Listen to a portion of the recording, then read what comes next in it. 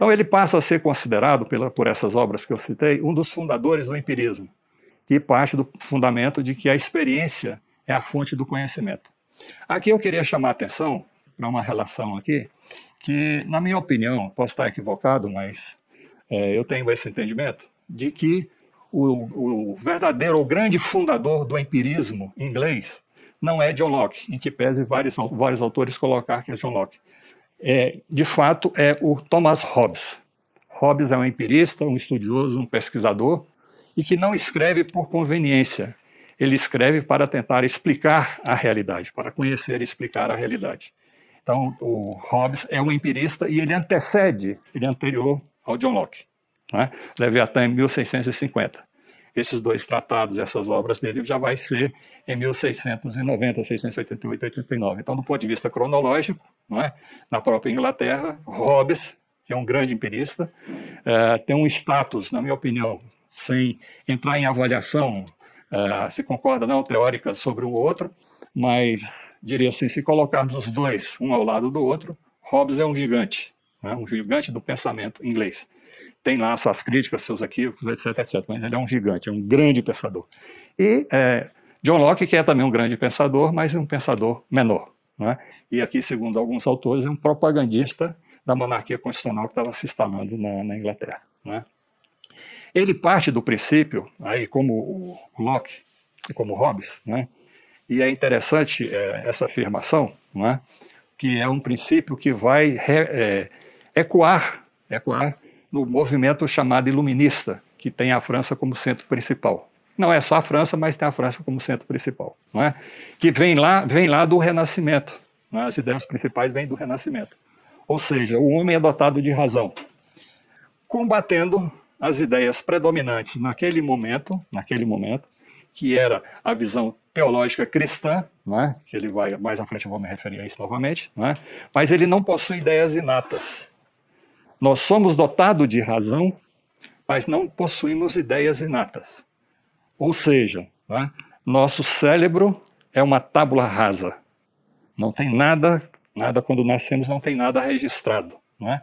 E daí o caráter do empirismo. Se nós pegarmos hoje uma criança, né, nós vamos perceber isso. Né? Então, equivocadamente, podemos chegar à conclusão de que a afirmação dele está correta. Né? Ou seja, a mente humana, aí no caso da criança, né, é um papel em branco. Né? É um papel em branco. E o que ele vai afirmar aqui? Que são as sensações produzidas pelos objetos pelo mundo exterior, produtos das experiências, essas experiências também são um conjunto de sensações, e pela reflexão, que produz o conhecimento por combinação, associação de um elemento com o outro, e por justaposição, pelo acúmulo dessas sensações que são transformadas em conhecimento. Né?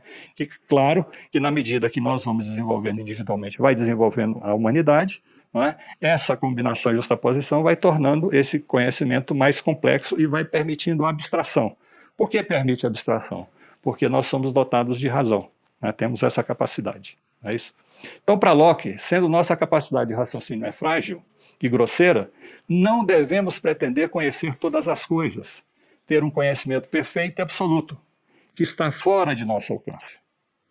Aqui eu chamo a atenção. É impossível conhecer tudo o que desejamos.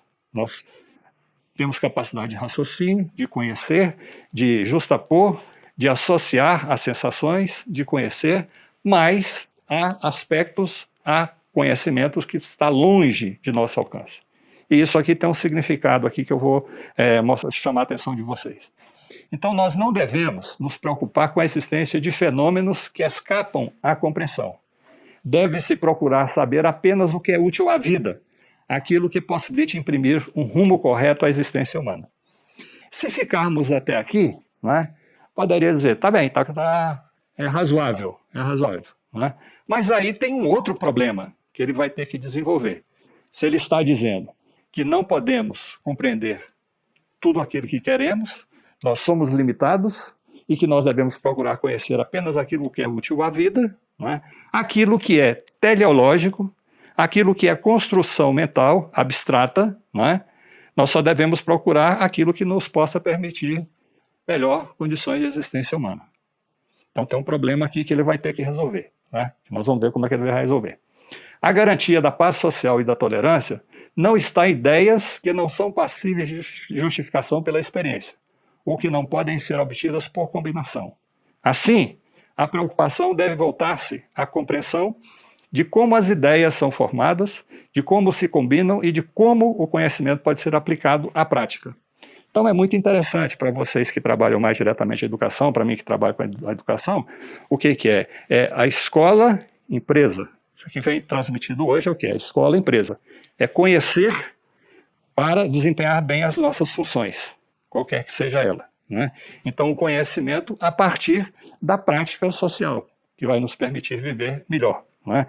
Então ele tem um raciocínio aqui muito interessante, que chama a atenção de que essa justaposição, essa associação de sensações que se transforma em conhecimento, né, é para ser aplicado à prática. Aí chama a atenção de vocês. Não devemos ter a pretensão de passar dessa determinação ou superar esse limite, né? Porém, surge aqui uma questão que, se for ficar naquele tipo de raciocínio, não haveria como entrar neste outro aspecto, não é? Mas, porém, ele habilmente, que a base de sua teoria política é uma laicização da Bíblia, ele não pode negar a existência dessa ideia ou desse personagem aqui, ó, que é o Criador, não é? Então, como é que ele vai desenvolver isso? Não é? Ele compreende a relação do conhecimento com a prática, que é o conhecimento útil, não é? Mas a ideia de Deus, qual é a utilidade que ela tem? E vamos pegar aqui na época que ele vivenciou, e vamos pegar hoje, né? Essa ideia de Deus, ela é um elemento que cada, vamos dizer assim, corrente tem uma opção de uma religião, ser mais ou menos fundamentalista, mas qual é a utilidade prática dessa ideia? Não é? Segundo o raciocínio, se formos desenvolver aqui o raciocínio de John Locke, não é? Fica meio complicado explicar. Mas ele vive numa Inglaterra profundamente religiosa, numa sociedade profundamente religiosa, e é anglicano. E ele não pode fazer o que o Hobbes fez, né? Porque o Hobbes diz que, olha, tem a religião deve ser utilizada como instrumento de poder, não é? Ele não entra nisso, não vai nesse sentido. Ele tem que justificar essa ideia de Deus. Porém, se ele está dizendo que as ideias não são inatas, e dizer isso, ele está combatendo a teoria teológica cristã romana, né? Ele vai ter que desenvolver um argumento diferenciado, né? Então o que ele vai dizer? A ideia de Deus não é inata, mas a razão nos conduz a essa verdade certa e evidente. Veja, ele parte do pressuposto da afirmação que essa é uma verdade certa e evidente. De onde ele tirou isso? Não é? Do contexto e dos limites no qual ele está inserido. E ele precisa dar uma resposta a essa questão, né? Então ele vai dizer, a ideia de Deus não é inata, mas a razão conduz-nos a essa verdade certa e evidente, a de que existe um ser eterno, muito poderoso e muito inteligente. E no nosso cotidiano mesmo, quando alguma pessoa fala, eu estou descrente, eu não acredito muito em Deus, em religião, né? Aí as pessoas mais ousadas dizem o seguinte, mas você não acredita hoje, mas na hora da sua morte você vai chamar por ele, né? Porque o senso comum se transforma em verdade absoluta, né? É o que ele está aqui, acaba que ele cai aqui, na minha opinião, ele cai num certo senso comum, dizer que é uma verdade certa e evidente. Se ela é certa e evidente, ela é inquestionável, ela passa a ser um dogma, né? Entretanto, à luz da revelação, soma-se da revelação, né? Que era uma coisa que ele tinha negado, ele sendo um empirista, ele não poderia propor aqui, do ponto de vista do método empirista, que exista a revelação, mas ele força aqui, diz que já à luz da revelação, soma-se a da razão. A fé constitui uma quiescência, a revelação, mas nem por isso tem autoridade contra a decisão clara e a expressão da razão. Então veja como é que ele vai fazer o jogo de ideias aqui, não é? Locke expressa com bastante latitude e clareza nessa matéria. Não surpreende que ele se encontre ligado aos anglicanos, qualificados precisamente de latudinários cujo credo se limitava ao estritamente mínimo, né? Ou seja, aquela tentativa inicial da reforma protestante de ter apenas o necessário à vida, para viver bem, para professar a fé, para buscar a salvação eterna, né? Que se é escolhido, é dotado da graça divina, não precisa, segundo os primeiros teóricos elaboradores da chamada Reforma Protestante, acumular grandes riquezas. Né? Então é necessário o quê? Necessário, né, se restringir ao mínimo necessário. Inclusive, ainda hoje, né, nós temos aqui denominações religiosas, né, que se isolam do mundo e vivem da relação com a natureza, né, da coletividade, tentando refundar a ideia da coletividade. Né? Por exemplo, nos Estados Unidos da América do Norte, pelo que a gente lê através de informação, dos estudos feitos, há inúmeras comunidades desse tipo, né? Sem se preocupar com a acumulação, com a riqueza, com a faustosidade. Né? Então, isso é uma base. A base desse tipo de raciocínio está lá no cristianismo primitivo. Chama a atenção de vocês, quem tiver interesse, procure ler e estudar um pouco o que foi o cristianismo primitivo. E como nesse século XVI aqui, os primeiros pensadores da Reforma Protestante. Então vocês vão observar que essa faustosidade de Templo de Salomão, de acumular riqueza, de construir igrejas multinacionais, né, que atuam em vários países, que têm pessoas riquíssimas, donos de fazenda, de boi, de terras, etc., etc., isso é contrário aos princípios do cristianismo primitivo e é contrário ao pensamento dos primeiros pensadores da Reforma Protestante, que nós chamamos hoje de neopentecostais. Eu diria, são aqueles que se apresentam como cristãos, mas desenvolvem uma prática anticristã. Essa crítica que a Reforma Protestante fazia à Igreja Romana pode ser feita hoje a essas denominações, a essas igrejas, né, que estão voltadas para a acumulação de riquezas em grande quantidade. Né? Então nós vamos ver o que neste momento histórico que nós estamos nos referindo, se manifesta hoje. Né? Se naquele momento foi violência, da Reforma Protestante foi violência, né? Guerras, tragédia, né? Hoje é a farsa. Né? Hoje nós estamos cercados de farsantes falando em nome de Cristo e mostrando a arminha. Né? O empirismo de Locke o permitirá transferir para a teoria política princípios bíblicos, ou seja, da existência de direitos naturais inatos. Olha aqui, interessante, quando já disse para vocês que laiciza a Bíblia, né? Ou seja, princípios bíblicos, que é a base da sua teoria política. Não é possível entender John Locke fora das bases estruturais e estruturantes do que está colocado na Bíblia, né? Que ele vai partir do pressuposto da existência de direitos naturais. E ele diz, esses direitos naturais são inatos. Por que são inatos? Porque são atribuídos à dádiva divina. Vamos lembrar lá o Lutero, né? Dizer que independente da sua opção, da nossa opção, você foi dotado da graça divina, pelo Senhor. Então, independente da sua vontade, você não tem o livre-arbítrio, né? Porque você já foi dotado dessas qualidades pelo Criador. Né? Ou seja, né? Nesse sentido, nós sendo dotados de razão, nós vamos poder compreender esse processo. Né?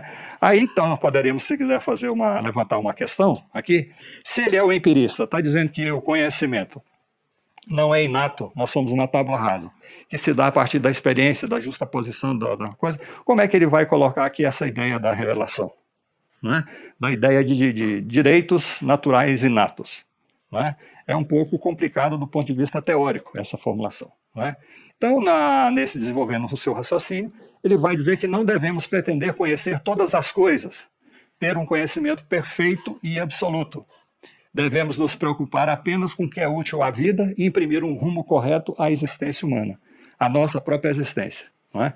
O espírito, pela sensação produzida por objetos exteriores aos sentidos e pela reflexão, originada por meio da percepção que o espírito possui a partir de sua própria experiência, ou seja, da combinação e da justa posição. Combina, observa um elemento com o outro, vai acumulando essas sensações e vai justapondo, contrapondo, né, justapondo, somando-se uma a outra e combinando, que é isso que vai ser o conhecimento. Então, associar essas ideias e objetos de seu próprio raciocínio, tornando-as mais complexas e abstratas, não sendo possível acrescentar nada que não seja resultante da sensação e da reflexão.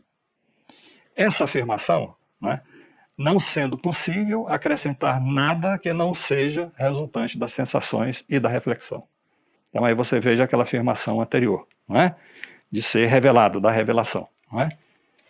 A teoria da tábula rasa é, portanto, uma crítica à doutrina das ideias inatas, formuladas por Platão e retomada por Descartes, segundo a qual determinadas ideias, princípios e noções são inerentes ao conhecimento humano e existem independente da experiência. A filosofia de Locke é, assim, baseada na famosa proposição de que a mente humana é naturalmente papel em branco, destituída de quaisquer caracteres, sem quaisquer ideias, e que toda a razão e conhecimento provém da experiência. Então, olha aqui, vou chamar a atenção de vocês, novamente. Essas afirmações vai se contrapor daquela ideia, né, do Senhor. Vai se contrapor à ideia bíblica dos direitos naturais, né? Mas ele articula isso, né, de uma forma bem, bem teorizada, né, e para nós é uma revelação. Então, se ela é certa, ela é inquestionável. Não é? Aqui tem um conteúdo de um dogma, não é? Que ele vai trabalhar aqui entre as suas ideias. Não é? Então, esta seção nos faz lembrar a observação de Hobbes, de que as mentes dos homens do povo são um papel em branco, prontas a receber o que quer que seja que a autoridade pública queira imprimir. Não é? Então, veja, a ideia que ele vai desenvolver aqui, ele está também criticando o Hobbes, porque com certeza ele conhecia a obra de Hobbes, o Leviatã. Não é? Assim, Locke reafirma com ênfase as ciências experimentais, nega e desacredita os raciocínios metafísicos e teológicos, com exceção do dele, né? Com exceção do dele, do que ele vai desenvolver. Né? Então, ele desacredita os raciocínios metafísicos e teológicos que pretendem explicar a razão como ligada à fé, o que naquele momento era identificado com o catolicismo romano e o absolutismo. Então, veja, ele está desenvolvendo todo um raciocínio para negar aquilo que ele vai fazer também, né? Que é o dogma da existência do Criador. Né? Então, veja, ele desenvolve todo um raciocínio para negar, para se contrapor à visão predominante de vários setores, principalmente identificado com o catolicismo romano e o absolutismo, né? Porque ele quer negar, ele é um anglicano, ele se contrapõe aqui ao catolicismo romano e tem desenvolvendo uma teoria que nega o absolutismo, porque ele é um grande teórico propagandista daquela sociedade que surgiu ali naquele momento, que é a monarquia constitucional. Né? E desenvolve uma concepção baseada na separação entre Estado e Igreja, religião e ciência. Essa separação, ela é uma separação em termos, né, que poderia dizer formal, né? Porque no caso da Inglaterra, né, há essa separação entre Estado e Igreja enquanto instituição, mas a Igreja anglicana está submetida ao monarca, ou seja, a um dos poderes ligado ao Estado. Né? Ele separa a religião de ciência, mas ao mesmo tempo vocês vejam que no seu desenvolvimento do conhecimento empírico, que ele diz científico, não é? Acaba que ele vai desenvolver uma ideia religiosa. Né? Ele não nega a existência de Deus abertamente, né? Claro que ele não pode negar, mas ao contrário, desenvolvendo este raciocínio, ele reafirma essa ideia de Deus que é uma revelação.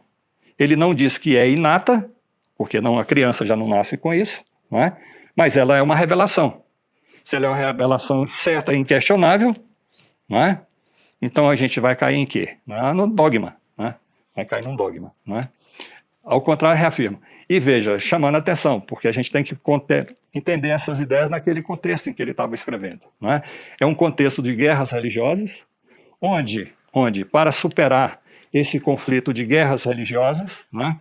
É necessário propor a separação entre religião e política, ou seja, entre Estado e Igreja, e dedicar-se a explicar o contrato, né, que aqui ele vai desenvolver o contrato, que dá origem à sociedade política, ao governo e ao Estado. O que ele faz aqui? Ele procura laicizar a política e naturalizar as relações econômicas, sociais e políticas. Naturalizar significa atribuir a um poder divino, né, como se fosse natural, né, as relações econômicas, sociais e políticas, sendo que os argumentos básicos utilizados têm como ponto central a separação entre o conhecimento empírico e o racionalismo. Então aqui é interessante a gente observar, e para mim também até um desafio, né, trabalhar melhor o John Locke em suas diversas obras, né, para tentar entender como é que ele faz a separação entre o conhecimento empírico e o racionalismo. Porque ele desenvolve a base estrutural do seu pensamento. É empírico, né, mas ele cai, de uma certa forma, no racionalismo. Qual é o elemento central dele cair aqui, não ter como ele superar o racionalismo? É que ele parte do pressuposto que o homem é dotado de razão, que a razão é inata. Veja, a razão é inata, que nós somos uma tábula rasa, porém somos dotados de razão. É justamente essa razão que nos permite, através das experiências, da acumulação, da justa posição, elaborar e conhecer a realidade. Mas não toda a realidade, apenas a realidade naquilo que ela é útil para a vida cotidiana, para a vida prática. Não é? Então há elementos aqui, diria assim, problemáticos nessa elaboração do John Locke.